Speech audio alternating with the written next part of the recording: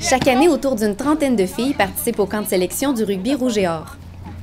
Fortes d'une expérience de plusieurs années dans des ligues scolaires et civiles, les nouvelles joueuses n'arrivent pas à l'UL en terrain totalement inconnu. La plupart des filles qui jouent sur le rouge et or, il y en a plusieurs qui sont aussi avec le club civil, le club de rugby de Québec.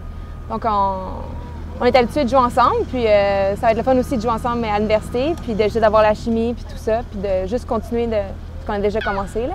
Notre entraîneur, Karen Maiden aussi, là, qui nous a tous les deux coachés au secondaire. Donc on est quand même assez familière avec les entraîneurs de l'université. On connaît les filles, on connaît les coachs, pas super. Sarah Boudreau-Turpin, étudiante en nutrition, et Anne Chabot-Bergeron, étudiante en génie civil, sont deux recrues du rouge et or cette année. Sarah joue au rugby depuis qu'elle est en secondaire 3, Anne depuis le secondaire 5. Elles ne sont pas inquiètes de leur intégration dans l'équipe universitaire. Comme l'explique Charlotte Vallière-Villeneuve, joueuse depuis 2007 pour le rouge et or, les recrues sont bien accueillies et rapidement mises à contribution.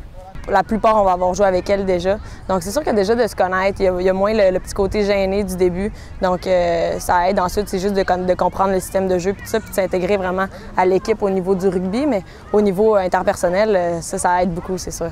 Leur montrer ce qu'on a fait dans les dernières années pour qu'on puisse repartir quand même à un bon niveau. Donc, ça va être de les intégrer surtout au niveau du jeu, puis leur montrer ce qu'on a fait, puis la façon de travailler aussi ici. Fait que ça va être de les amener à travailler dans le même sens que nous. Pour Bill McNeil, l'entraîneur de l'équipe, le recrutement des joueuses est de plus en plus facile. Comme les jeunes femmes pratiquent le sport depuis le secondaire et poursuivent au cégep, leur évolution est suivie de près. On peut quand même commencer à cibler quelqu'un lorsque cette personne-là est au secondaire. Puis on va le suivre si cette personne-là commence à jouer au niveau provincial. Il n'y a pas grande fille dans la région de Québec qui joue au rugby que je ne connais pas. Devant la montée en popularité du sport, Bill McNeil suppose que plus de filles participeront au camp de sélection dans les prochaines années. Il y voit l'occasion de créer une sorte de club-école. On songe également à avoir une équipe de développement. C'est-à-dire que si on a entre 35 et 40 personnes qui se présentent, on va faire une sélection pour l'équipe universitaire, puis on va garder les autres pour faire une équipe de développement pour que dans 1 an ou 2 ans, ces personnes-là soient aptes à jouer au niveau universitaire. Mais qu'est-ce qui attire tant les filles vers le rugby?